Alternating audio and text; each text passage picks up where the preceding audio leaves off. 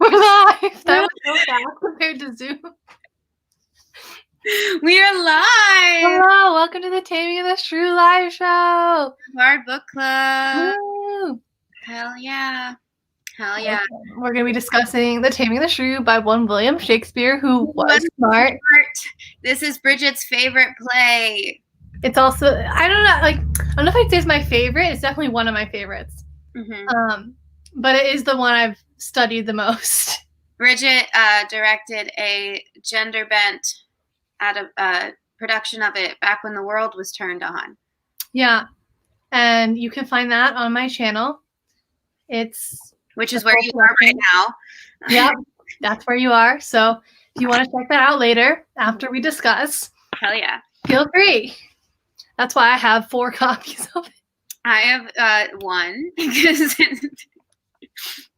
See, I just am extra. It's fine. It's okay, yeah. So I thought we would start with our general thoughts about Taming of the Shrew. As we know, I'm a huge fan. I know there are issues, and I agree that at times you're like, but like, also when talking to you specifically, Molly, I feel like you cannot judge me for being like, yes. I'm not judging you. I don't like problematic romance. I'm not judging at all. I just didn't like. No, I like all the different plot lines, even the one that I cut out of my production. Was the one you cut out the one that was like the person pretending to be? Yeah. Yeah. We can talk about that within the characters and stuff. That felt unnecessary. So yeah. Yeah. I think it's pretty funny, especially like when you see it done on stage. Especially, you can really get the jokes and everything, and just like the way people can read it. I think it's really funny. Yeah. I really like all the different dynamics between the characters because like they're all very specific kinds of people, which I appreciate, and it's so good. I do think the scene where Petruccio and Kate meet for the first time is really funny. Like I laughed during my lines of that when it was like, if I be washed with best for my sting, my remedy then is to pluck it out. Yeah, and it just turned straight up into like sex jokes. It was pretty funny. That was good. I did like that because most Shakespeare plays is just a lot of monologuing at each other. And I don't think there's really very many monologues in this one. It's a lot of just like how people actually speak, and I feel like just most stories in general. There's like a few short monologues, but they're not really. Yeah, I like that there was just a lot of like back and forth because. Yeah, that's why I like it. Doesn't really. The only time that really shows up in Shakespeare a lot is with like the random one-off characters that come on to like set up. Otherwise, it's like Hamlet soliloquying for 4 hours. Oh my god! So yeah, having the scenes with Kate and Petruccio like going far, like, especially like with those scenes and everything, it shows that there's like a lot going on with the play. Like when they get to Petruccio's house and there's like all the different servants and like they're all like, oh my god, blah blah blah blah blah blah. Like that shows that like. It makes it fast moving versus like when you're sitting there listening to Henry IV Part 2 and you're just like, oh my god, can I fall asleep? And you're like, I regret my whole life. Why did I do this? Like with that, with Taming the Shrew, like it keeps going. So I think that's good. Like I'm not like it's hard to cut things out. You can cut out half of the play like I did, but it's hard to cut stuff out. Austin said, "Who's Henry IV?" We don't know her. I hope it don't sound ridiculous. I have no idea who this man is. He could be walking by the street. I wouldn't know a thing. Yeah, I thought it was funny at times. I thought it was paced weird. I thought after they got married, it was just an odd tonal shift that I didn't quite like. Like, because I really liked their problematic relationship a lot. I felt like she was tamed too easily. Like one of my, just like my personal, and that's not on his writing, that's just my personal thing, is when I do read like the problematic romances, I like it when the girl continues to be like a brat, for lack of a better like it kind of happens off screen. Yeah, and I think I would have liked it more if that just happened more on screen instead of him just like turning to the audience and it's like, haha, I will get. It's like I wanted to see it more, and I wanted more of the back and forth. The scene, yeah, because then like I know you like the sun and the moon scene. I love the sun moon scene. Oh my god. I didn't quite get it. What was going on with that? I felt really like, was he doing? You can view it, which we can get to. Yeah, because I feel like I needed you to explain a lot of this play to me. I was like, I don't get it. I was like, I don't get what we're looking at here. Yeah. So yeah, my overall thoughts were, I don't know if I think the way you did it when you staged it was really feminist, but it's like I didn't personally see anything like feminist in the text the way I do with but that also could be like I'm looking at it through now, and maybe it was different for then, you know, like maybe this did come across like really feminist back then. Yeah. I mean, we also researched that he also ripped off this whole play. Yeah. It was just like basically the stealing of this other play. But I think it depends on how it's staged, obviously, because like there can be versions where like he's just completely abusive and like they're terrible and like it's like actually like not a good relationship. Or there you can go down the route of they kind of have met their match with each other and they are in on like a joke together. So like making fun of each other and stuff like that is like their way of showing affection, which is the way I like to view it. I don't know how Shakespeare intended it, obviously, because like also he did rip it off and like I think the other play was worse. So like I don't know if like maybe he changed it because he was like, yo, maybe a little bit better for the women, but like I don't know. Yeah,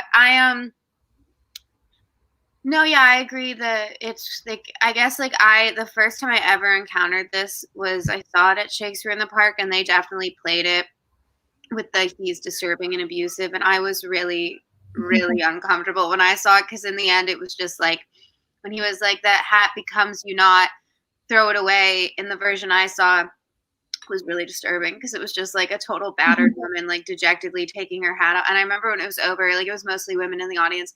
My mom and like some other women around us were like, I didn't care for that. And so when you were like, and I hadn't read it, and when you were like, yeah, that's what I'm going to direct, I was like, okay. You were like everybody's got their taste, but then I watched yours and I was like, oh, that's much different. So that, like you said, what is it you said about you said like you learned in your playwriting like you have to not put like a lot of stage directions because you have to have room for the actors. Yeah, we learned that basically the characters in the scripts aren't full people. They're just like the skeletons of a person, and you don't want to put like a lot of like very specific instructions in the text because every person's going to be able to act that differently. Like if you get Jeff Goldblum and Michael Keaton to do the same role, they're not going to do it the same way because they both put their own spin on it. So like those were like the two randomest people I could think of. I would have thought you'd pick like two people who had done the same. Yeah, no, I didn't. You know, we just threw out some actors, but you get two random people to do the same role. Like they're going to do it completely differently. So like, and like both of those takes are valid because you want there to be that like ability of collaboration between the script and the actors because that's what really makes theater happen. So that's kind of why it's like he puts the like bare bones in there, and then based on what the other person does, like that's what really makes the production like shine. That makes sense. Yeah. So do we want to talk about the characters specifically? Yeah, go ahead. So I guess we can start with Petruccio since he is main man number one. I have mixed feelings about Petruccio. I really loved the way Maddie in my production, she did him like really well. She was really great because I love the banter between them within like the scenes where like they're meeting and then like when they and stuff like that. I really love that, which is like really fun. And I think as long as you like play that up, that's like he's like a really fun character to play. And even though he has like those like really strict moments where he's like an obsessive asshole, like he like the controlling aspect is just like part of him. But then like since like they've met their match, like it's good because like she talks back to him. Yeah.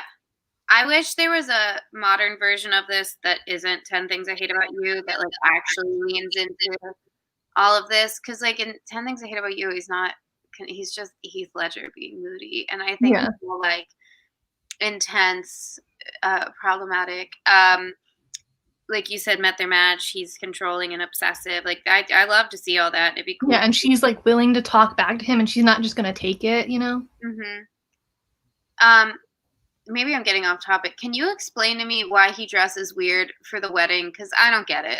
I've seen it, When they say that he's in an old hat and a worn out cloak and and like stuff. boots are weird and stuff. Yeah, it's basically like he wants to act like he doesn't care that much, so like he didn't put that much time. So he just like ran out of the house, and he's like in like messy attire, and it's like, well, that's not very formal for your wedding, but like, so he is just like very dressed down for the occasion. Okay, like trying to like show Kate like, ugh, I don't even care. Like, Yeah, kind of like giving that idea that like it's just happening, you know? Okay. Whereas like if he was like all dressed up and fancy, it's like, oh well, this is a special occasion. Versus like with that, he's like, yeah, another day for me. It's fine. It's another day.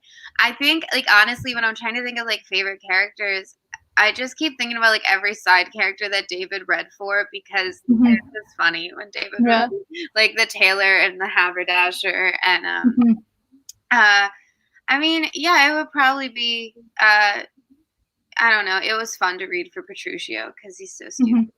But yeah, probably him, honestly. I mean, obviously Kate, because she's Kate. Like you're not gonna read this and then not vibe with Kate if you do. Yeah, I love her. Like, oh, Kate's annoying. I'd be like, you're probably a misogynist, because like, the point of this. No, I love her. I think she's really great.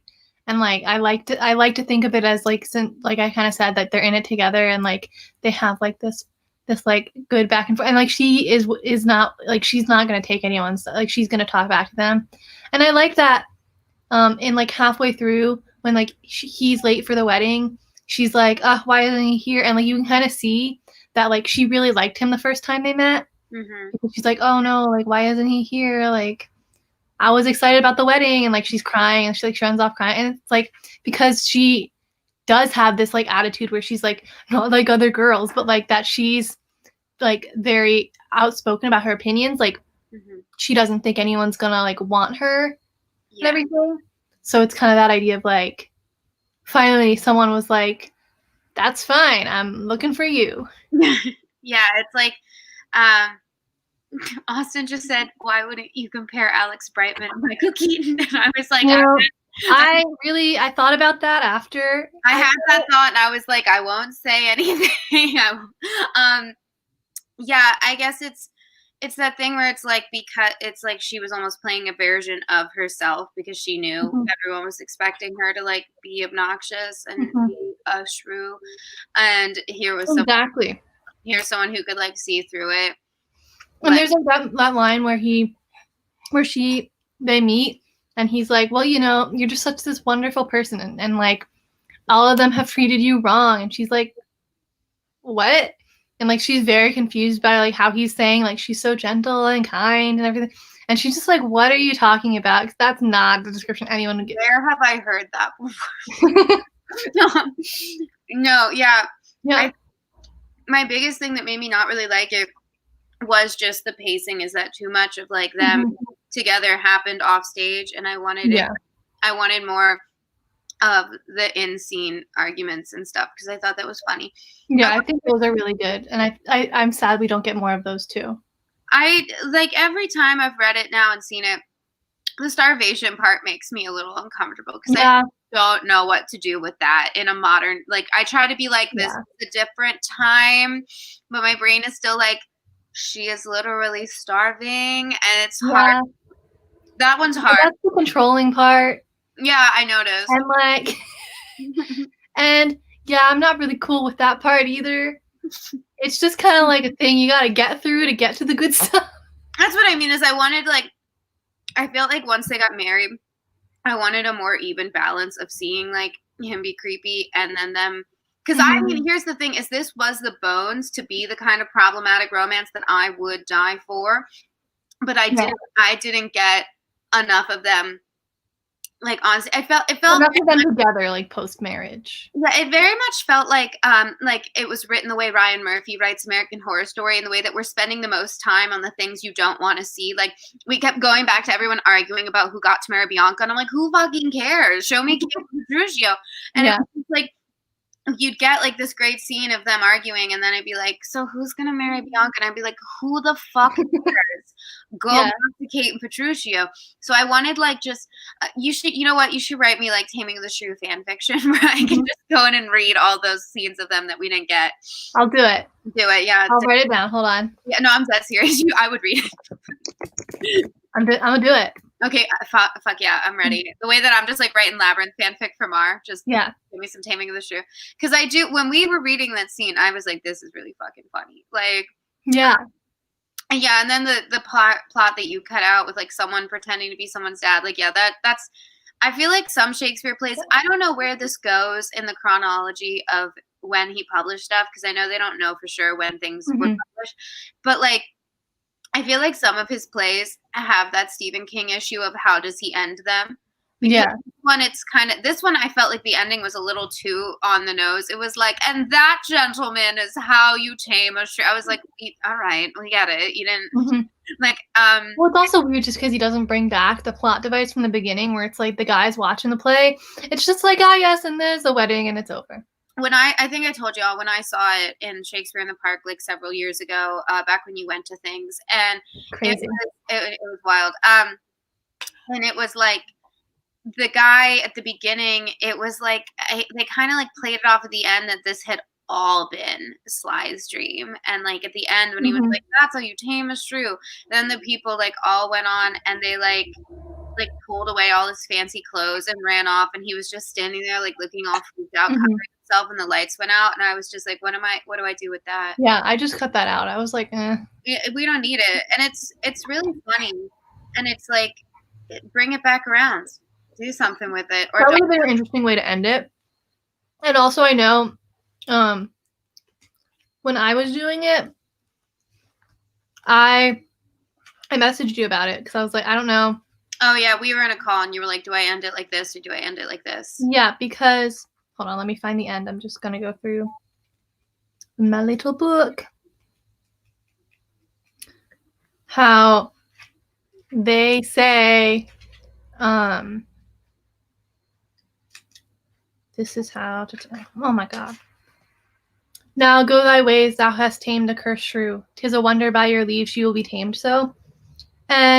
But the line before that is like Kate or Petruccio saying, and being a winner, God give you good night. And like then they run off. And that sounds like a better Kate and Petruccio? Yeah, they run off after that line. Oh, yeah, I prefer. Like, but obviously then I thought like I didn't cut that line because the last two lines, because I was like, that's kind of like Shakespeare obviously did that purposefully where he's like them like looking off after them. But I think it is an interesting thought to that, like you could end it just like, and being a winner, God give you good night. Yeah. I definitely, like, when you did it and you gender bent it and put it in the 50s, I was like, oh yeah, this like calls attention to like how fucked up that would all seem if you like set it in reverse, and the way that it's almost like I asked John, my friend who was my writing teacher, and he's, you know, like got a he's a professional poet and everything. And I asked him what his thoughts were, and he said, and I thought this was interesting. He said he always viewed it more so than a discussion on like feminism and gender roles, but as more as like a discussion about power and how as much as you can like rail against it, like comedically, like whatever the like societal idea of power is will always win in the end. So like not just like, oh yeah, like a guy got a like feisty girl to be with him, but it was just like literally like power dominated everything, the way that like you like no matter what you do, you're not gonna be able to actually change societal power. And it was just like Kate being a shrew was like the lens to view that through, was like here's one way to look at how the people in power get to stay in power, is like you can try to like hold on to your individuality, but it's not gonna work. And he was like, and that was probably because like Shakespeare was, you know, really poor and lived in like a pretty corrupt government. And so I thought that was interesting because I didn't think of that. Yeah, definitely. And like, yeah, I think there's a lot of like different themes that run through it, which we can get to in a bit. Do we want to talk about Traneo and Lucentio and Bianca and them? I don't care about them at all, but yeah, go ahead. Okay, so I think Traneo is a gem. I think he's great. I think he's definitely in love with Lucentio. Yeah, I got that. Yeah, there's that line where he's like, I could be Lucentio. Oh my God, love of my life. And There's like, that line at the beginning where he's like, so happy. Yeah, and I love that, like, he's just willing to do anything for him. Mm-hmm. And then I think Lucentio and Bianca are just adorable. Yeah. Yeah. Like this, they're like so unproblematic. They're just like that, like the most vanilla couple that is just like adorable, and you're like, everyone's jealous of them. I guess that's why I don't care about them. Yeah. Oh God. Yeah. And then like Hortensio and Gremio are fighting for him. And I think it's funny how like there's that scene. I really love that scene where Hortensio is like, well, you know, Bianca is in love with the other person. I forget what they named him. I forget what name they like went with. I did not. But Hortensio was talking to Traneo and was basically like, oh my God, Bianca is in love with Lucentio and not with me. And like, I can't believe this. I'm so sad. It's like she's cheating on me. I'm going to give up for her love. And Traneo's like, oh, it's such a bummer. I'm so shocked that like she's in love with someone else. I thought she loved me the most. I cannot believe this. This is ridiculous. And then they're like, we'll agree with each other not to fight for her love anymore.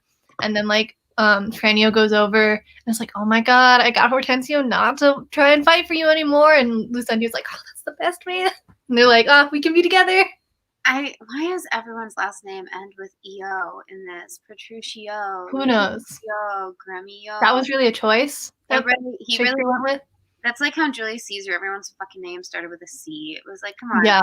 What are you? There's a fucking bug circling the room. No, yeah, that part is funny.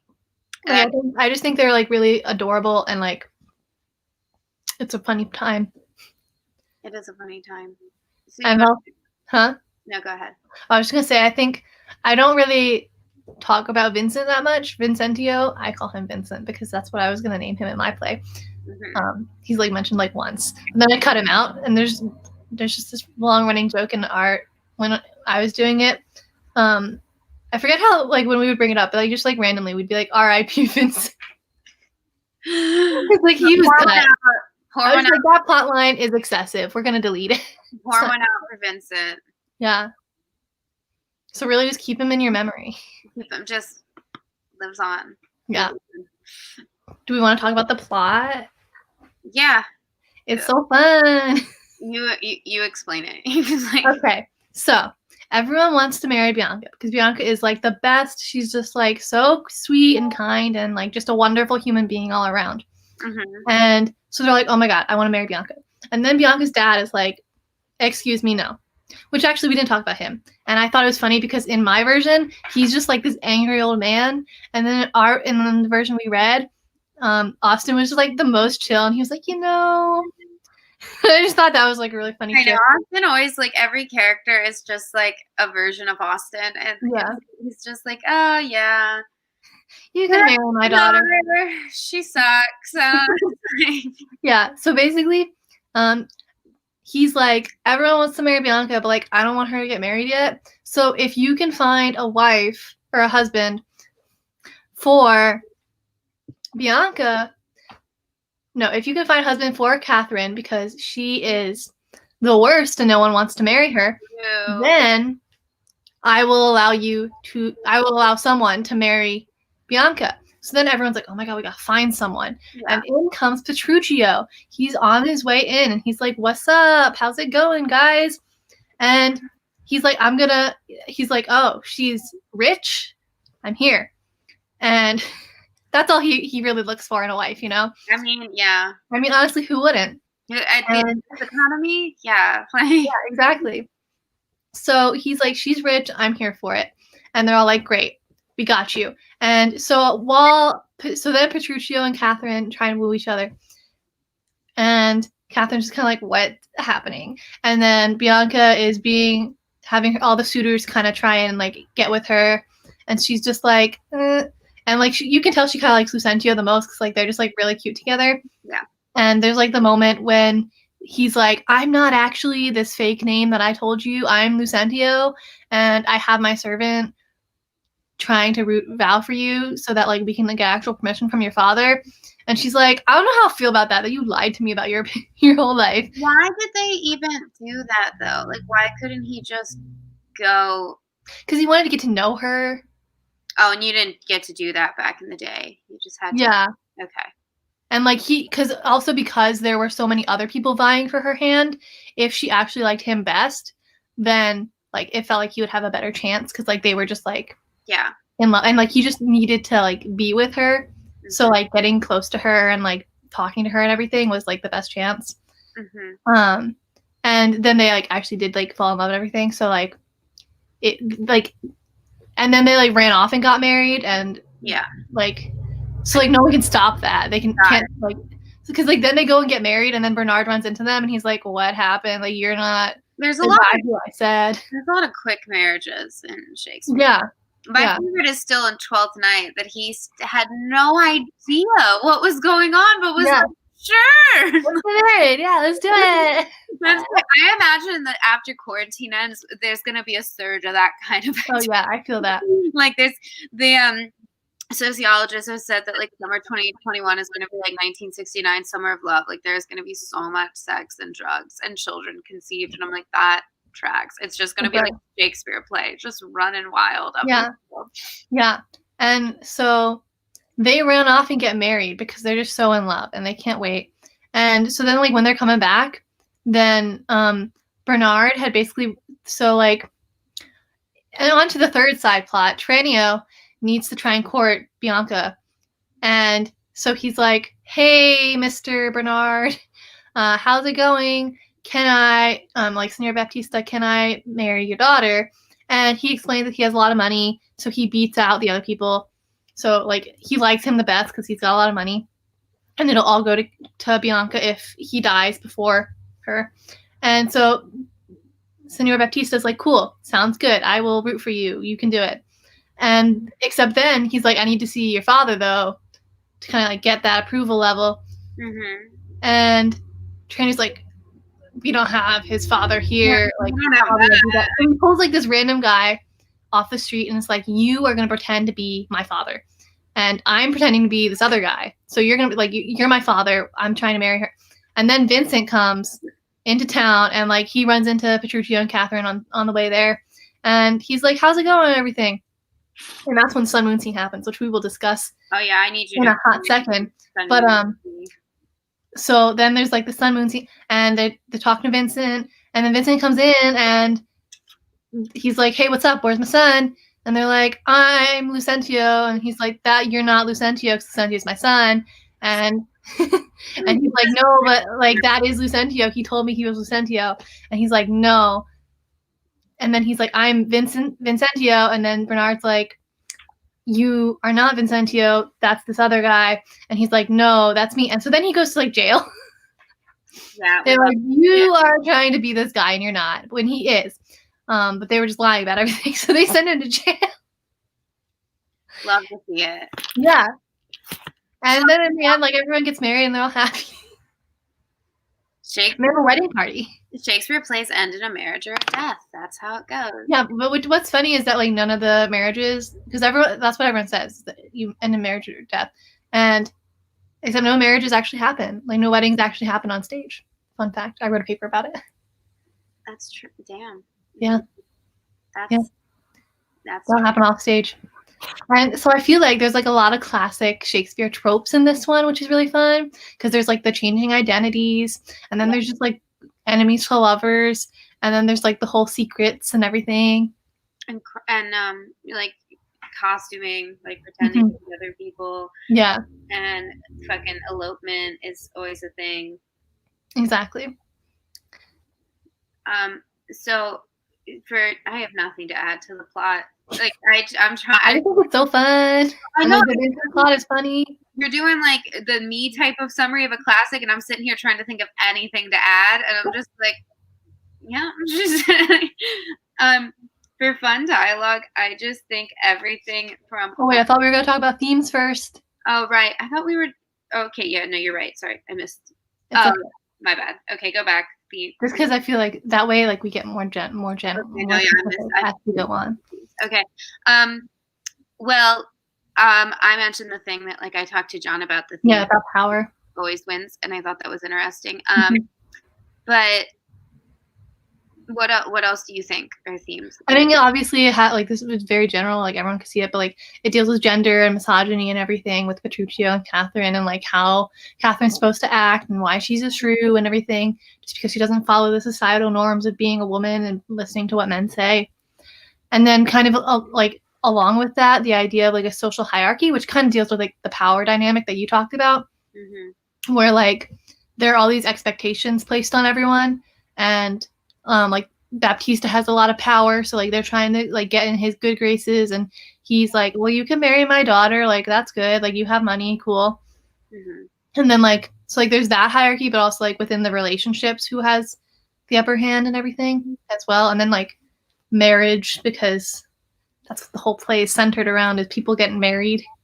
Yeah, which is interesting because Shakespeare got married and then cheated on his wife a lot. So it's like he wrote about marriage for someone who didn't know how to have one, and that's interesting. That's on being a man. That really is. It's really on being a guy. It's like in Cape May when he's like, oh, I just cheat on my wife. It's like, sometimes it be like that. It's like men are like programmed to cheat on their wife. It's like fine. It's like, what do you expect? Like men be out here. Yeah, that's what he basically said. And he like gave this whole speech about how it was fine because like people were trained, and like I feel like that's kind of the vibe that Shakespeare also had in his life. Yeah, of Shakespeare. Yeah, Yeah. This was one of his plays that wasn't rife with offensive jokes, so that was interesting. We love to see it. The day we get to Merchant of Venice, oh man, that'll be a little rough. That's a lot. Yeah. Yeah, the power theme is because like before we did our live reading, I'd like asked John about this, and he was like power, and then that was all that was in my head like while we were reading the whole thing. So even like down to little parts where like they're arguing over like who told the tailor what, and like the power in that, and then again because it's David's birthday today, so I was just going back through all their clips of them just like with the notebook, like pretending they had like 2 sleeves and like just through. Yeah, I mean, obviously, like misogyny is like the thing everyone thinks of when they do this. It's like I feel like people could argue that maybe this is also one of those stories where it's like everybody just wants to be loved, and like Petruccio wants to be loved too, whether or not he's gonna like admit to that, and maybe he knows he's too fucking obnoxious, and like a wife like Bianca would just like submit to him, and wouldn't that just be boring to him? Yeah, I think that's a lot of what it is. So like this shows, like you said, like there's a person for every person kind of. Like you can find your match out there somewhere. I don't know if I believe it, but no matter how terrible you might seem, no matter how much you suck. Yeah, and I think I agree like that I don't think he would have been happy, like considering how controlling he is, if someone just submitted to him and was like, it's fine. Well, and part of the thing in any kind of relationship that has like a subdom energy to it, whether that's like in a romance novel in a sexual way, or if it's in life, or if it's in personality, part of the fun for a dominant is that a submissive is someone who still like argues back. It's the idea of like they want someone to like them for them and to take care of them, but they still want to be like shrewish. And it's again like it's like the fun is the chase or whatever, which is why I didn't like that we didn't see more of it, because I did think that was the most fun dynamic. But But I mean, yeah, someone should redo this now. It's like maybe they have. Honestly, it's like I think someone in the erotic romance genre needs to get on this narrative because it's right there and it's It is right there. waiting to be told. But yeah, I mean, maybe someone's out there already written it. I'm gonna Google it after this. Honestly, Yeah. I'm gonna do me some Googles, see what's going on. And kind of similar to the conversation we were having, I see Mercy said this a little bit ago. Oh but, yeah. Said really interesting discussion. Just goes to show the diversity of Shakespearean plays. I like how everyone can take their own backgrounds and see different truths in the same play. And I think that kind of goes along with the themes because it's like you can look at it in a specific way where you think Petruccio is like this terrible guy and like they're not right for each other and like why would they be together? Or you can look at it like through the lens of like they're in on it and like they found like someone and like they like that power dynamic between them because of like their ideas. So I think that's a fun idea that like you can have these like differing points of view depending on, especially on how someone does it. One of the like things I got a vibe with them is like in the Disney's Beauty and the Beast where he's like, that hurts. And she's like, if you hold still, it wouldn't hurt as much. Well, if you hadn't left the castle, none of this would have happened.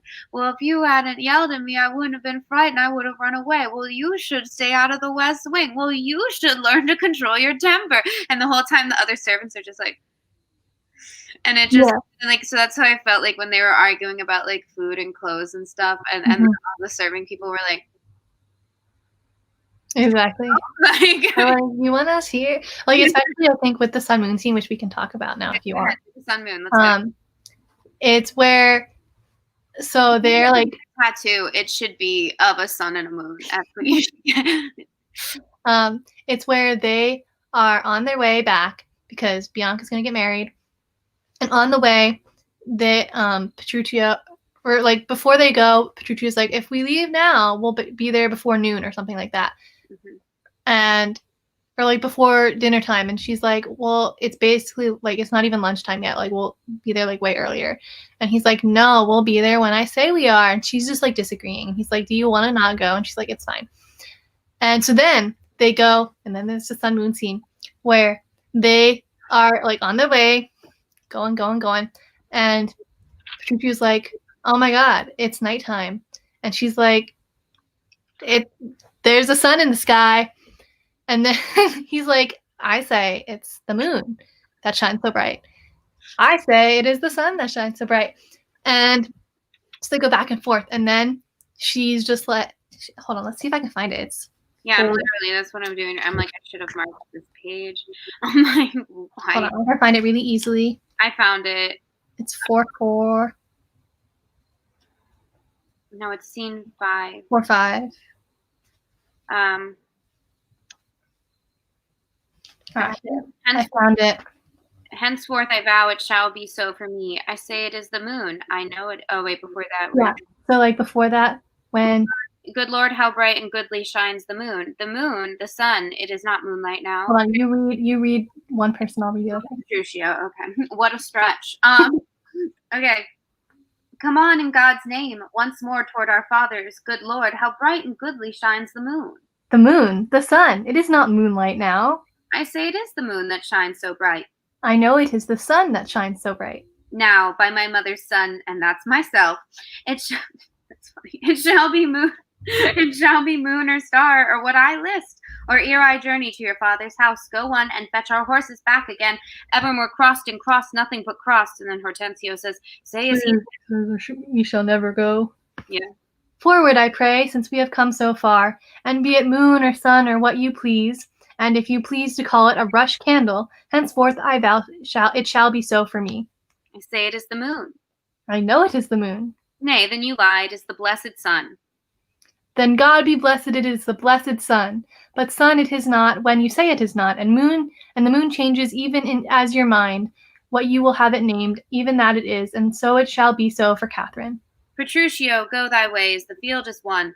Well, forward, thus the ball should run, and not unluckily against the bias, but soft to accompany his company here. Exactly. So basically, is like she's like, I'll agree that it's whatever you say it is. It's fine. Like that's what it is. You're good. So like then they're kind of like on the same page and they're like bantering back and forth, and it's so cute. And in my production, oh my god, it was the steamiest scene. We really struggled to get it right, but like basically, I'll see if I can pull it up here. No. well, I could screen share. Hold on. Okay. I was thinking about like a way I thought would have been funny to play that is like a really sarcastic way. If they were like, okay, then it's the moon. It's like, no, I think it's the sun now. And it's like, all right, then it's the sun. Like, I don't know. I think that would be a funny way to do it. Are you screen? Okay. Well, while you do, I'm just finding it. It's right here. Okay. I believe. Oh, here it is. Oh my god, I found it. Okay, you screen sharing? Yeah, I just hold on. Let me screen share. Thanks for announcing it. I'm like in the classroom when like the teachers are like, okay, can you see my screen? It's like, is everybody here? Oh, look at that. Oh my god. Look at that. No. Okay. Here we go. The moon? The sun! It is not moonlight now. I say it is the moon that shines so bright. I know it is the sun that shines so bright. I love all of them. Oh my god, it's so good. I'm my mother's daughter, and that's my son. It shall be moon, or star, or ere I list, or ere I journey to your father's house. Go on and fetch my father. Evermore frost and frost, nothing but frost. Say as she says, or we shall never go. Forward, I pray, since it be moon or sun, or whatever you will have it, henceforth it shall be so for me. Ooh, it's so good. The moon that shines so bright. It is the moon that shines so bright. It is Ah. the blessed sun. Then God be blessed. It is the blessed sun. Isn't that what you will have it named? It is. She's just standing there. He's like, wow. I love it. Oh man. Oh, it's. Forward, forward. He's like, wow, I don't get paid enough for this. She's like, wow, that's wild. She's like, wow, the thing. That was something. I just love. Okay, so like basically. That was wild. Yeah, and like I just while I was doing like when I had to instruct, because like we were thinking about it, because like originally like there obviously wasn't all the choreography, and my friend who played Petruccio, she was like, I think it'd be cool if like they had like this intimate moment. So like we had to like coordinate this so that like it would like we could explain it to him. I felt really awkward anytime I was explaining them that they needed to like touch and like be together, because like I was like, okay, so like now you're gonna get on top of her.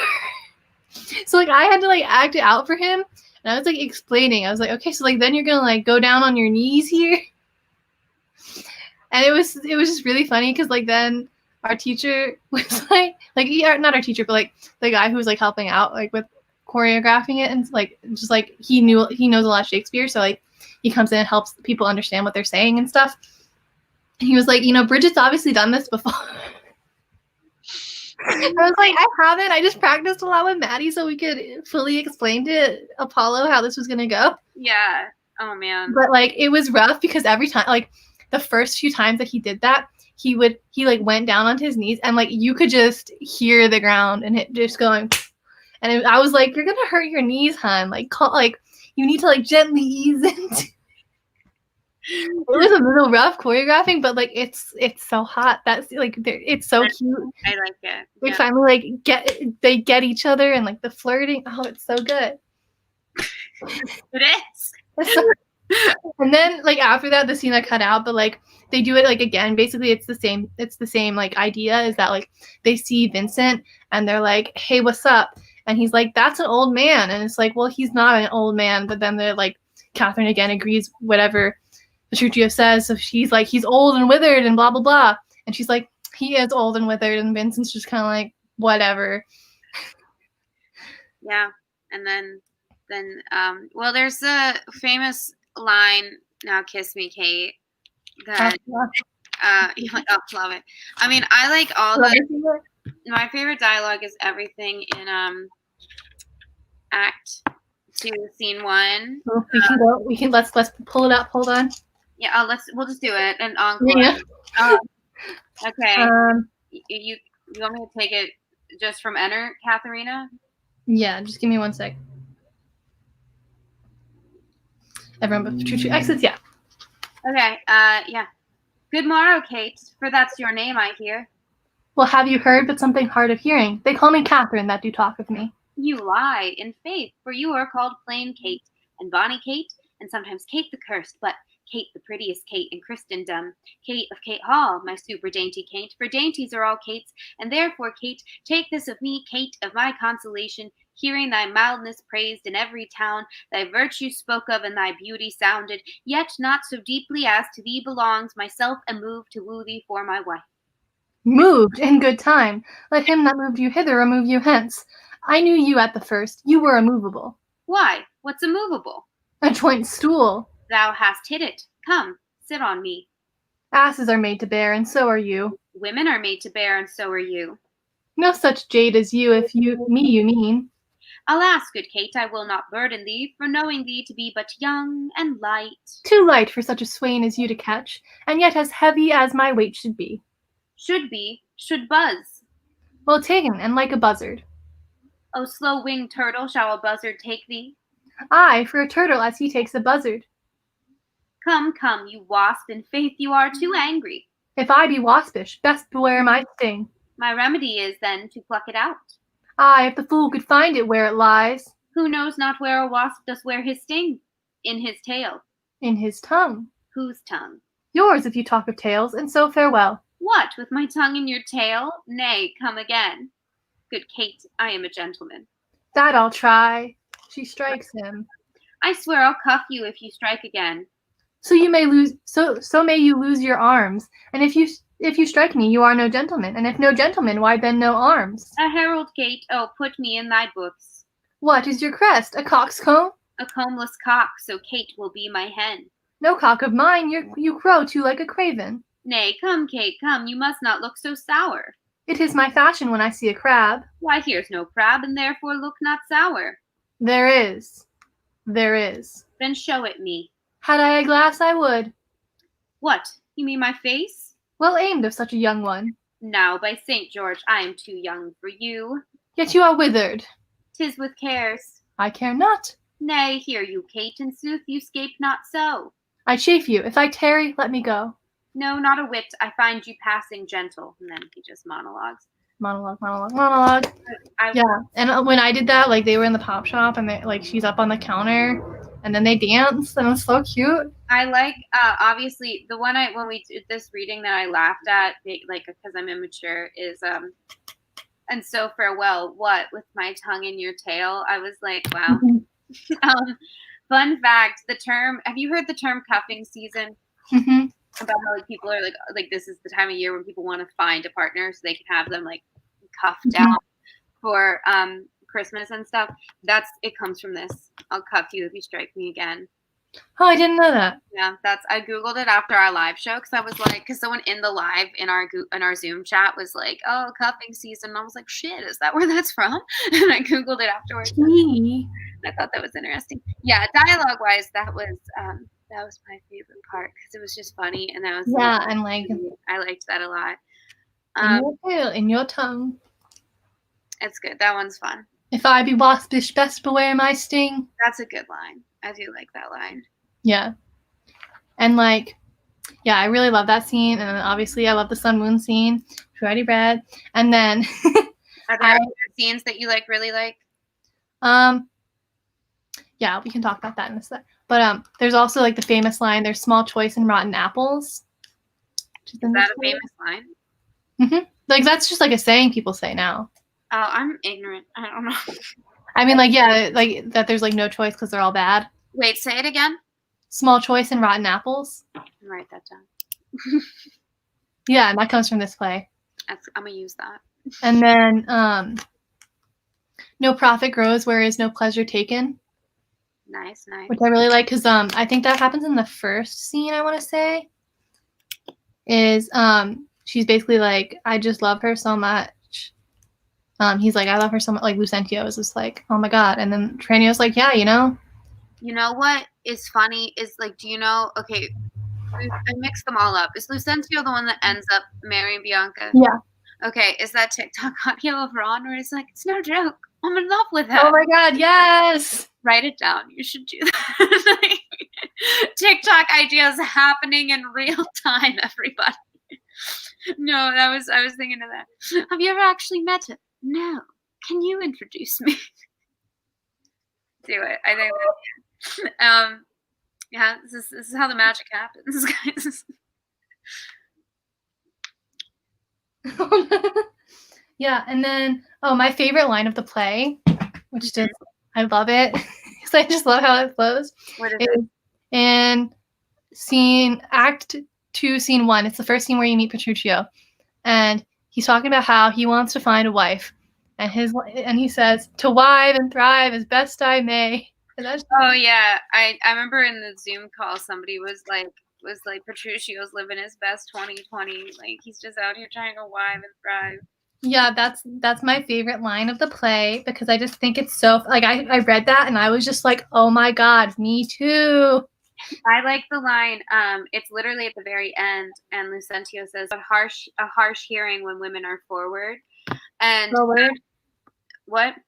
Is it forward or forward? Mine says forward. Yeah, you said forward. That's why. My bad. It's okay. No, we had a lot of disputes over forward because they would always say forward, and I'd be like, it's forward. Does it mean something different? Like, yeah. What does it mean to be forward? It means to be like angry and untoward. Okay. I meant like difficult to deal with or contrary. Okay, yeah. That made me think of in like again like this showing up, like this idea showing up in all kinds of modern stuff is like the song Poor Unfortunate Souls from The Little Mermaid, where she says, the men up there don't like a lot of blabber. They think a girl who gossips is a bore. Yes, on land it's much preferred for ladies not to say a word. And after all, what is idle prattle for? And then the famous line of that song, it's she who holds her tongue who gets the man. And the idea then that like Kate literally doesn't hold her tongue and gets the man. And it's like yeah, and like I think also kind of along with that, so like during that line, that's in the last scene where like like she throws down her cap and then everyone's like, oh my God, that's wild. Like my wife isn't that like attentive and everything. I literally just thought of another TikTok audio you could use. Hold on. I just want to complete this idea. Sorry, go ahead. So like they're all like, whoa, like my wife isn't that obedient. And what was interesting in ours, which I don't think anyone got except for the ones of us who were like doing the production, I don't think anyone understood this, but we had a lot of dancing in our play. And so like we had them like learn how to dance. So like the person with their hands down like this, up like this, was the leader, and then the person who had their hands like this was the follower. Yeah. I believe. Yeah. So in this scene, we had like she throws down her cap, and then the two other people who were the guys in the situation, they held out their hands and they were like, oh my God, like I would never do that. Like the widow is like, oh, that's foolish. Like why would he? Pull it up. Just pull the scene up. Okay. Okay. Here we go. Hold on. We had David for the widow in ours, which was a great choice. Oh, Calvin was a really great widow as well in ours. He was just, oh my God, he's so men funny. should play the widow is what we're learning. Men and non-binary people should play the widow, not women. It's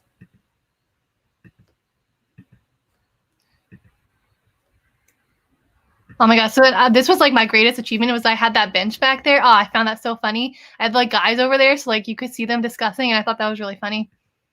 I was really proud of that. So, oh, hold on. Oh, it's before this. Keith, that cap of yours becomes you down. Throw it underfoot. Lord, let me never have a cause to sigh when you brought such a silly pass. So he has his hand up, and she turns it upside down. I wish your duty were as foolish. The wisdom of your duty bear Brent. She does that too. The more fool you for laying on my duty. Keith, I charge thee. Tell these headstrong men what duty they owe their wives. Come, you're mocking. Oh, Calvin's so funny.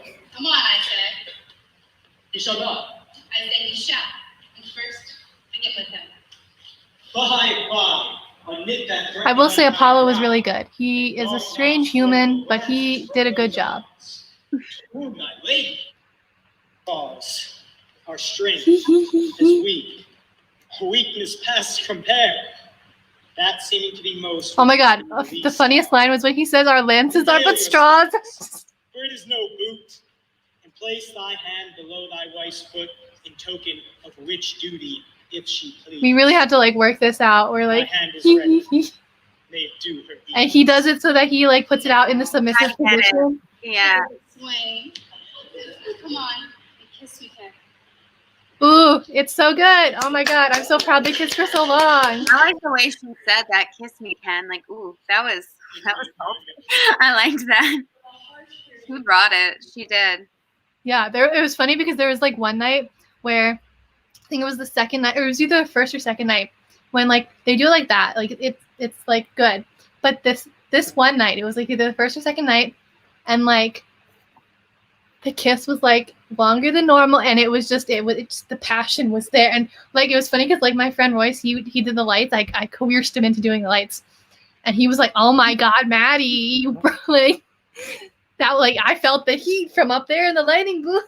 Yeah, it's a lot. Like, come on, kiss me, Ken. Like, oh, damn. Yeah, in ours we called him Kay instead of Kate.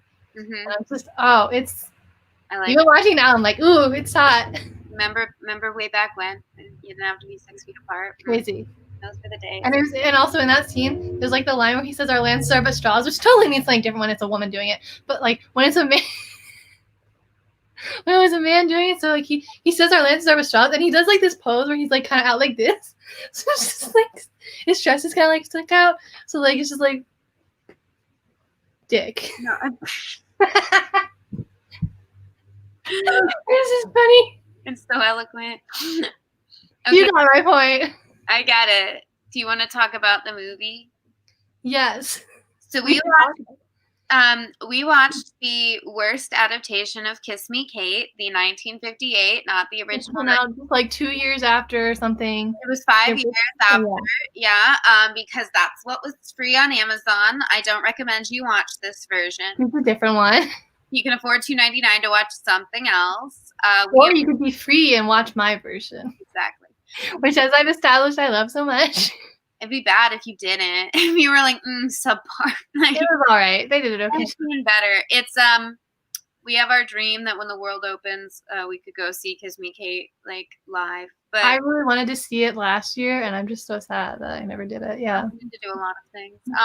And so that's pour one out for everything. And so yeah, I liked parts of the movie. I did think it was funny. I did like the music. It was. I love the music. I love Brush Up Your Shakespeare. I think that's just like a hilarious song that like brings in a lot of different Shakespeare works, which I think is really fun. And then I really love Tom, Dick, and Harry. I think that's a really funny song because they're just like it's really good. I laughed. I'm immature. I laughed a lot at the end of that song. And I really think I Hate Men is hilarious. Oh yeah, the only song I didn't like was Wunderbar. Yeah, that's an okay. I always skip that one. I was like, I don't need this. I really hate how the woman we were watching sang. Like she sounded like a wannabe opera singer. I definitely got in the feels at the end when she was back on stage and he was like, darling, and then had to like remember that they were in a play.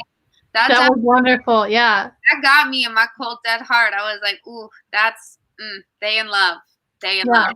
Like, I was just pulling up the thing. I also like the I Come to Wive It Wealthily in Padua.